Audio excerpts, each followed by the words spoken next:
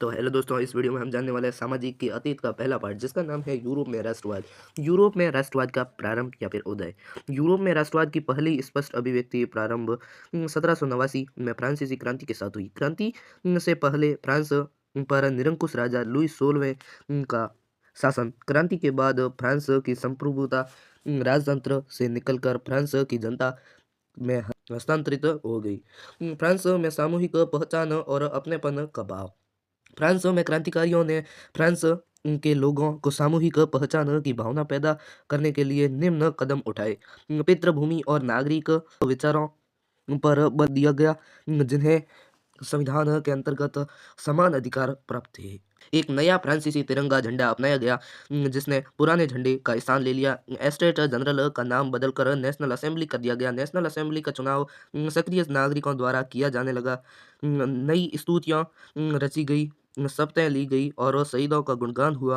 एक केंद्रीय प्रशासनिक व्यवस्था लागू की गई, जिसने सभी नागरिकों के लिए एक समान कानून बनाए। आंतरिक आयात निर्यात शुल्क समाप्त कर दिए गए। मापतौल को एक समान प्रणाली लागू की गई। पेरिस में फ्रांस की बोली को राष्ट्रभाषा बनाया गया। फ्रांस में नेपोलियन का शासन। 1804 में नेपोलियन ने फ्रांस के प्रजातंत्र को नष्ट कर पुनः राजतंत्र की स्थापना की, लेकिन प्रशासनिक क्षेत्र में नेपोलियन ने कई क्रांतिकारी सुधार किए, जिन्हें नेपोलियन संहिता या 1804 की नागरिक संहिता के नाम से भी जाना जाता है। नेपोलियन संहिता के प्रावधान। नेपोलियन ने कुलीन और पादरी वर्ग को जन्म पर आधारित विशेषाधिकार समाप्त कर दिए। कानून के समक्ष समानता और संपत्ति के अधिकार को सुरक्षित बनाया। नेपोलियन ने फ्रांस के सामंती व्यवस्था को खत्म कर दिया। जागीरदारों शुल्कों से मुक्ति दिलाई। शहरों में कारीगरों के श्रेणी संघों को समाप्त कर दिया गया। यातायात और संचार व्यवस्थाओं को भी सुधारा गया। एक समान मानक भार और मातोल प्रणाली लागू की गई। एक ही मुद्रा प्रणाली लागू की गई। राष्ट्रवाद के पहले यूरोप। यूरोप में राष्ट्रवाद के उदय से पहले वैसे राष्ट्रीय राज्य नहीं थे जैसे आज है।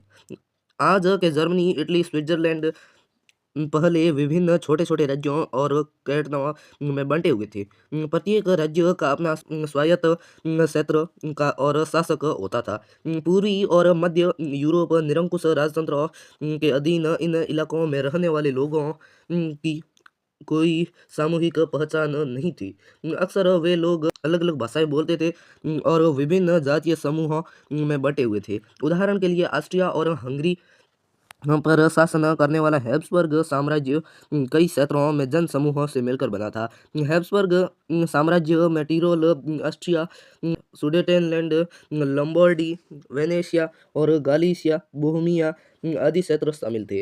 इन क्षेत्रों में जर्मन, इतालवी, मैग्यार और पोलिश भाषाएं बोली जाती थी। यूरोप में कुलीन वर्ग। यूरोप में कुलीन वर्ग सामाजिक और राजनीतिक दृष्टि से सबसे शक्तिशाली था। कुलीन वर्ग एक साझा जीवन शैली में बंधा हुआ था। कुलीन गाँवों में जमीन को जायदाद और शहरों में हवेलियों के मालिक थे। सभी कुलीन राजनीतिक कार्यों के लिए फ्रेंच भाषा का प्रयोग करते थे। कुलीनों के परिवार वैवाहिक बंधनों से आपस में जुड़े हुए थे।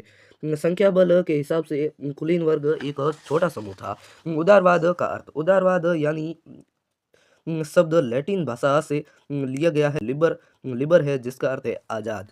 उदारवादियों के विचार। एक, उदारवादियों के राजनीतिक विचार। राजनीति रूप से उदारवादी एक ऐसी सरकार चाहते थे जो सबकी सहमति से बनी हो। उदारवादी व्यक्ति के लिए आज़ादी और कानून के समक्ष बराबरी के पक्षधर थे। उदारवादी निरंकुश शासक और पादरी वर्ग के विशेषाधिकारों की समाप्ति, संविधान और संसदीय सरकार के पक्षधर।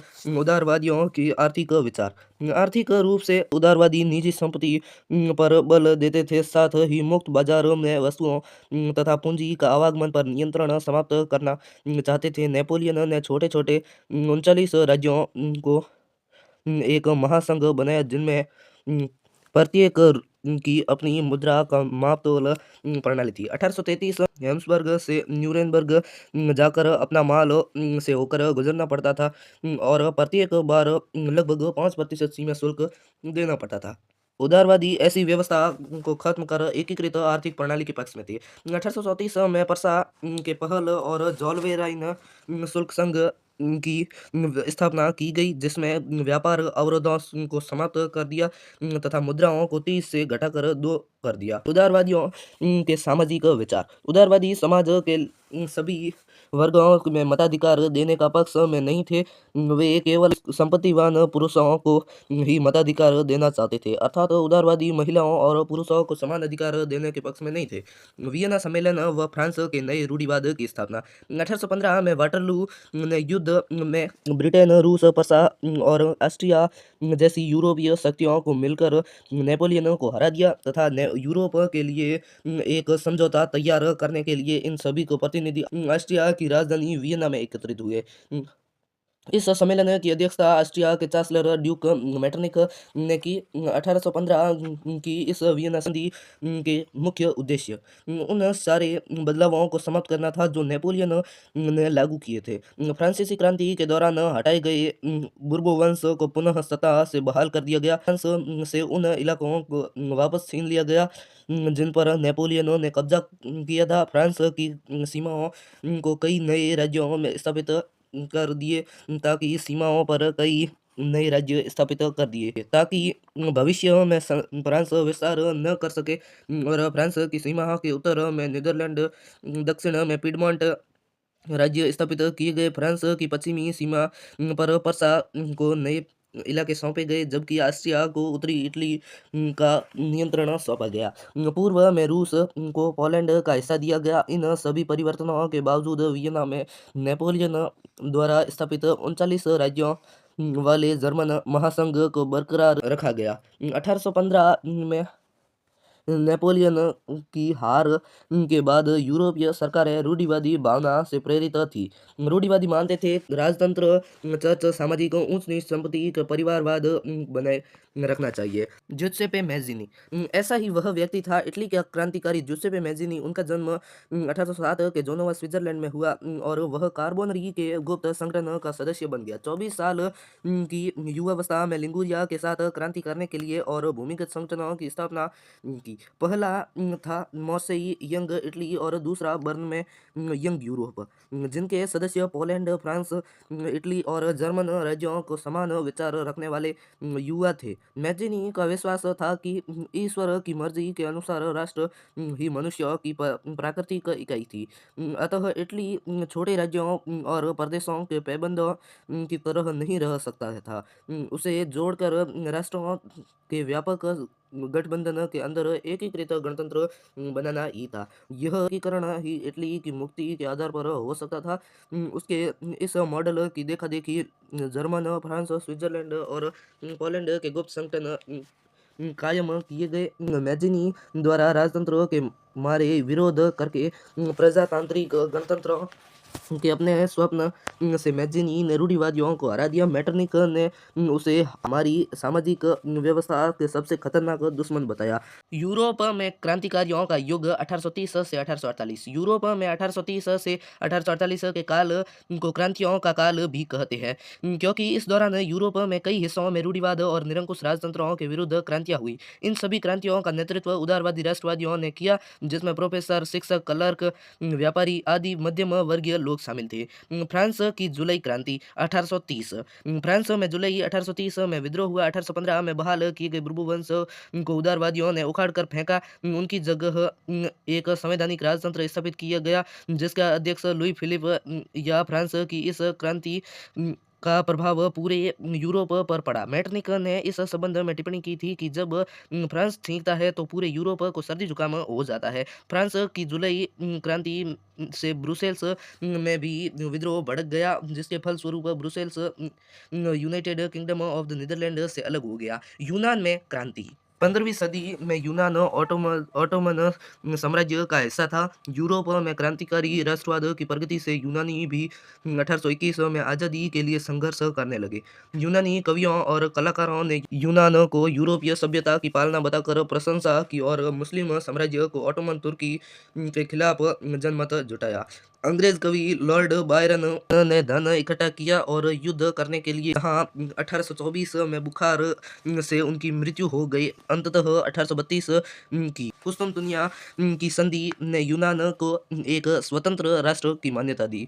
रूमानीवाद रूमानीवाद सांस्कृतिक आंदोलन था जो यूरोप के लोगों में विशेष राष्ट्रीय भावना विकसित करना चाहता था। राष्ट्रवाद का विकास केवल युद्धों और क्षेत्रीय विस्तार से नहीं हुआ, बल्कि राष्ट्र का निर्माण और संस्कृति की भी महत्वपूर्ण किस्सों में संगीत ने राष्ट्रवादी भावनाओं को विकसित करने का सहयोग दिया। आमतौर पर रूमानी कलाकार तर्क वितर्क और विज्ञान के स्थान पर भावनाओं को रहस्यवाद पर जोर देते थे। जर्मन दार्शनिक योहान गॉटफ्रीड जैसे रूमानी चिंतकों का मानना था कि सच्ची जर्मन संस्कृति उसके आम लोगों में निहित थी। राष्ट्रवाद के संदेश में ज़्यादा से ज़्यादा लोगों तक पहुंचाने के लिए स्थानीय बोलियों और लोक साहित्य का सहारा लिया जाता। पोलैंड में कैरोल कुर्पिस्की ने राष्ट्रीय संघर्ष को अपने ओपेरा संगीत के से गुणगान किया, जिसमें पोलेनेस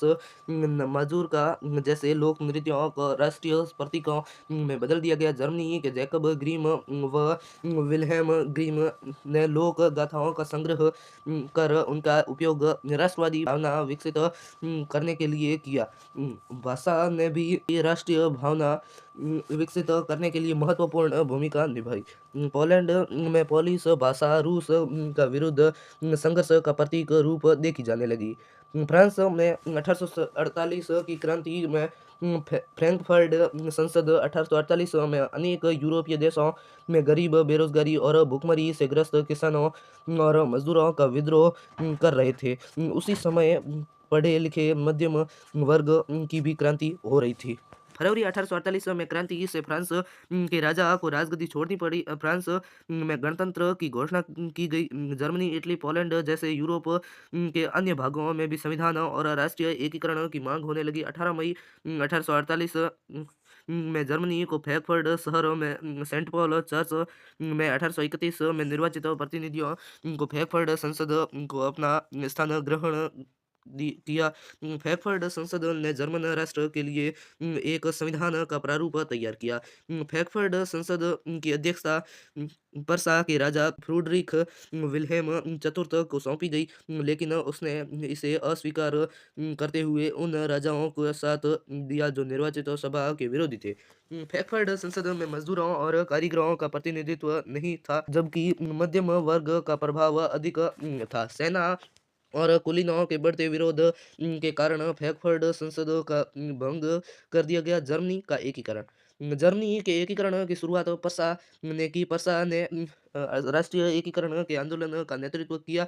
पर्सा के प्रमुख मंत्री ओटो वन बिस्मार्क ने पर्सा की सेना को नौकरशाही की मदद से जर्मनी का एकीकरण शुरू किया। 7 वर्ष की अवधि के दौरान ऑस्ट्रिया, डेनमार्क, फ्रांस से पर्सा की जीत दिलाकर जर्मनी ने एकीकरण की प्रक्रिया को पूरी की। 18 जनवरी 1831 में वर्साय के शीश महल में जर्मन राज्यों को राजकुमारों, सेना के प्रतिनिधियों और अधिकारियों, बिस्मार्क सहित महत्वपूर्ण मंत्रियों की बैठक आयोजित हुई। इस बैठक में नए जर्मन साम्राज्य की घोषणा की गई तथा पर्सा के राजा विलियम प्रथम ने जर्मनी के सम्राट घोषित कर दिया गया। जर्मनी के निर्माण में पर्सा की महत्वपूर्ण भूमिका रही। नए जर्मनी ने मुद्रा और बैंकिंग, कानूनी और तथा न्यायिक व्यवस्था के आधुनिकीकरण पर जोर दिया। इटली का एकीकरण इटली से पहले जर्मनी की तरह इटली भी अनेक वंशानुगत राज्यों के बहुराष्ट्रीय हैब्सबर्ग साम्राज्य में बिखरा हुआ था। 19वीं सदी के मध्य इटली में 7 राज्यों में बंटा हुआ था, जिनमें केवल एक राज्य सार्डिनिया पिडमोंट में इतालवी राजघराने के शासन था। इटली के उत्तरी भाग हैब्सबर्ग साम्राज्य के अधीन था। मध्य इलाकों पर पोप का तथा दक्षिणी भाग में स्पेन बुर्बो राजवंश का शासन था। सर्वप्रथम 1830 में जुसेप्पे मैज़िनी ने एकीकरण इटली गणराज्य को बनाने के लिए किया। इसके लिए मैज़िनी ने 1831 में यंग इटली और 1833 में यंग यूरोप नामक 2 गुप्त संगठन बनाए। उसके बाद 1831 और 1848 में क्रांतिकारी विद्रोह असफल होने से इतालवी राज्यों को जोड़ने की जिम्मेदारी सार्डिनिया पिडमोंट शासक विक्टर इमैनुएल दो पर आ गई। सार्डिनिया पिडमोंट के मंत्री कावूर ने इटली के एकीकृत करने वाले आंदोलन का नेतृत्व किया। कावूर ने तो क्रांतिकारी था, कावूर न ही क्रांतिकारी था और न ही जनतंत्र विश्वास रखता था। लेकिन वे इटली के कुलीनों में शिक्षित लोगों की तरह इतालवी के बेहतर फ्रेंच बोल सकता था। कावूर ने कूटनीति से ही 1859 में फ्रांस के सार्डिनिया पिडमोंट के साथ संधि की हुई थी, जिसके बल पर सार्डिनिया पिडमोंट ने ऑस्ट्रिया को हरा दिया। इटली के एकीकरण में जियुसेppe गैरिबल्डी का भी महत्वपूर्ण योगदान था। गैरिबल्डी के नेतृत्व में 30,000 सशस्त्र स्वयंसेवकों ने इटली के एकीकरण हेतु युद्ध में भाग लिया। इन स्वयंसेवकों को रेड सर्टेज के नाम से भी पहचाना गया। 1860 में गैरिबल्डी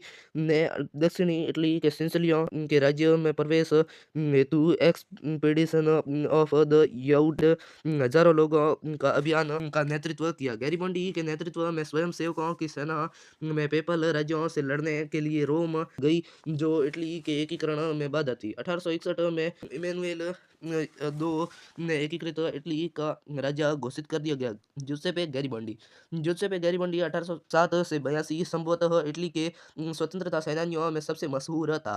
उसका संबंध एक ऐसे परिवार से था जो तटीय व्यापार संलग्न था और वह स्वयं व्यापारिक नौसेना में एक नाविक था। 1833 में उसकी मुलाकात मैजेनी से हुई और यंग इटली आंदोलन से जुड़ा और 1834 में पिडमोंट के गणतंत्रीयता विद्रोह में भाग लिया। यह विद्रोह कुचल दिया गया और गैरिबल्डी को दक्षिण अमेरिका से भागना पड़ा, जहां वह 1848 में निर्वासन में रहा और 1854 में उसने विक्टर इमैनुएल दो का समर्थन किया, जो इतालवी राज्यों में एकीकृत करने के लिए वर्षा प्रयास कर रहा था।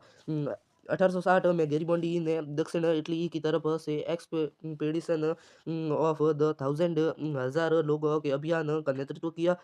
इस अभियान में नए स्वयंसेवक जुड़ते चले जा रहे थे और उनकी संख्या लगभग 30,000 तक पहुंच गई। वे रेड शर्ट्स के नाम से लोकप्रिय हुए और 1867 में गैरिबल्डी के नेतृत्व में स्वयंसेवकों की एक सेना पेपल राज्यों से लड़ने रोम गई, जो इटली के एकीकरण में अंतिम बाधा थी। वहाँ एक फ्रांसीसी सैनिक टुकड़ी तैनात थी। रेड शर्ट्स फ्रांसीसी के पेपल सैनिकों के स्कॉटलैंड आयरिश आयरलैंड के सामने टिक नहीं पाई और 1870 में जब परसा से युद्ध के दौरान फ्रांस ने रोम से अपने सैनिक हटा दिए तो जाकर पेपल राज्य अंततः इटली के में सम्मिलित हुई। ब्रिटेन में राष्ट्रवाद ब्रिटेन का राष्ट्रवाद अन्य यूरोपीय देशों से भिन्न था, क्योंकि ब्रिटेन का राष्ट्रवाद कोई अचानक क्रांति का परिणाम न होकर एक लंबी प्रक्रिया का परिणाम थी। 18वीं शताब्दी से पहले ब्रितानी द्वीप समूह में रहने वाले अंग्रेज, वेल्स, स्कॉट और आयरिश लोगों की निर्जातीय जातीय पहचान थी। इन सभी जातीय समूहों को सांस्कृतिक व राजनीतिक परंपराएं थी। जैसे जैसे आंग्ल राष्ट्र जैसे यानी ब्रिटेन की शक्ति बढ़ती गई, तो उसने अन्य राष्ट्रों का प्रभुत्व जमाने का प्रयास किया। 1888 में आंग्ल संसद यानी ब्रिटेन की संसद ने राजतंत्र की शक्तियां छीन ली। इस संसद के माध्यम से एक राष्ट्रीय राज्य का निर्माण हुआ, जिसके केंद्र में इंग्लैंड था। इंग्लैंड और स्कॉटलैंड के बीच 1707 एक्ट ऑफ यूनियन संघ का कानून समझौते से United Kingdom of great Britain का गठन हुआ। ब्रितानी संसद में आंग्ल सदस्यों का दबदबा रहता था। स्कॉटलैंड में संस्कृति और योजनाबद्ध तरीके से दबा दिया गया। इस स्कॉटिश लोगों को अपनी गेटिक भाषा बोलने तथा राष्ट्रीय पोशाक पहनने के लिए मनाही थी। बहुत सारे स्कॉटिश लोगों ने देश छोड़ने के लिए मजबूर किया गया। 1748 में वोल्फ टाउन ने यूनाइटेड आयरिश के नेतृत्व हुए असफल विद्रोह के बाद 1801 में आयरलैंड को भी बलपूर्वक यूनाइटेड किंगडम में शामिल कर दिया गया। एक नए ब्रितानी राष्ट्र का निर्माण हुआ और आंग्ल संस्कृति का प्रचार प्रसार हुआ। ब्रिटेन में प्रतीक समूह ने ब्रितानी झंडा, यूनियन जैक व राष्ट्रगान गॉड सेव किंग को खूब बढ़ावा दिया। जर्मेनिया और मारियट 18वीं और 19वीं सदी में यूरोपीय कलाकारों ने राष्ट्रों को मानवीकरण करने का प्रयास किया और उन्होंने एक देश को व्यक्ति के रूप में चित्रित किया। उस समय राष्ट्रों को नारी के भेषों में प्रस्तुत किया। राष्ट्र को जिस नारी के रूप में चुना गया वास्तव में वह कोई खास नारी नहीं थी, जबकि ये तो राष्ट्र के अमूर्त विचार की मूर्त विचार के रूप में देने का प्रयास किया गया। फ्रांसीसी क्रांति के दौरान कलाकारों ने स्वतंत्रता में न्याय जैसे विचारों को व्यक्त करने के लिए नारी के चित्रों का प्रयोग किया।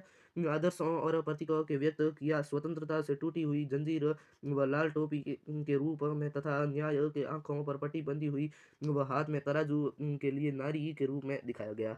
मारियाना की तस्वीर फ्रांस में बनी इस तस्वीर ईसाई नाम की मारियाना से लिया गया। मारियाना फ्रांस का प्रतीक थी।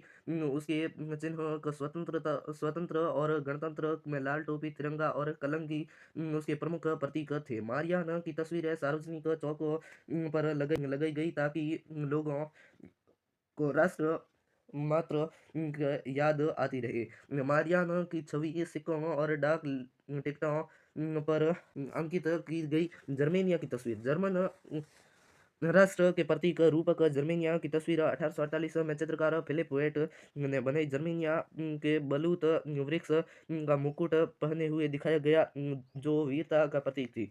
कुछ तस्वीरों में जर्मेनिया के हाथ में तलवार लिए हुए राइनलैंड की रक्षा करते हुए दिखाया गया है, जबकि कुछ तस्वीरों में जर्मेनिया में हताश और निराश दिखाया गया है। प्रतीकों का अर्थ टूटी हुई बेड़ियां, आजादी मिलना, बादशाह कवच, जर्मन साम्राज्य की प्रतीक शक्ति, बतूल पतियों का मुकुट, बहादुरी, तलवार, मुकाबले की तैयारी, तलवार से लिपटी जैतून की डाली, शांति की चाह, काला और लाल और सुनहरा तिरंगा। 1848 में उदारवादी राष्ट्रवादियों की झंडा, उगते सूर्य की किरणें, एक नए युग का सूत्रपात। फ्रेडरिक सौर्यू की कल्पना दर्श 1848 में फ्रांसीसी कलाकार फ्रेडरिक सौर्यू ने 4 चित्रों की श्रृंखला बनाई, जिसमें उसने सपनों का संसार रचा और विभिन्न लोकतांत्रिक और सामाजिक गणतंत्र से मिलकर बना। एक चित्र में यूरोप को अमेरिका के लोग दिखाए गए थे, जो एक लंबी कतार में स्वतंत्रता की देवी के समक्ष प्रार्थना कर रहे थे। चित्र में एक महिला के हाथ में मशाल लिए हुए दिखाया गया है, और जिसके दूसरे भाग में अधिकारों की घोषणा पत्र प्रतिमा के सामने निरंकुश राजतंत्र के प्रतीकों को ध्वस्त अवशेष बिखरे हुए दिखाया गया है। चित्र अलग अलग राष्ट्रों में बंटे हुए थे दिखाई देते हैं, जिनकी पहचान राष्ट्रीय पोशाक से दिखती है। स्वतंत्रता की मूर्ति से आगे जुलूस का नेतृत्व कर रहे हैं। अमेरिका स्विट्जरलैंड को राष्ट्रीय स्वतंत्र राज्यों के रूप में दिखाया गया है। फ्रांसीसी तिरंगा अभी अभी प्रतिमा के पास पहुंचा है।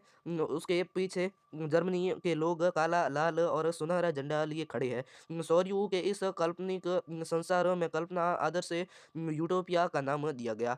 अर्नेस्ट रेनन के अनुसार राष्ट्र की परिभाषा अर्नेस्ट रेनन की 1882 में सोबोर्न विश्वविद्यालय में दिए गए एक भाषण में राष्ट्र को परिभाषित किया। बाद में वे व्याख्यान एक निबंध के रूप में छपा, जिसका शीर्षक था राष्ट्र क्या है। रेनन के अनुसार राष्ट्र केवल समान भाषा, नस्ल, धर्म या क्षेत्र से नहीं बनता, बल्कि राष्ट्र लंबे प्रयासों, त्याग और निष्ठा के परिणाम से चरम बिंदु से होता है। अतः राष्ट्र एक बड़ी व्यापक एकता है, जिसका अस्तित्व रोज होने वाला जनमत संग्रह का प्रांत उसके निवासी के लिए होता है।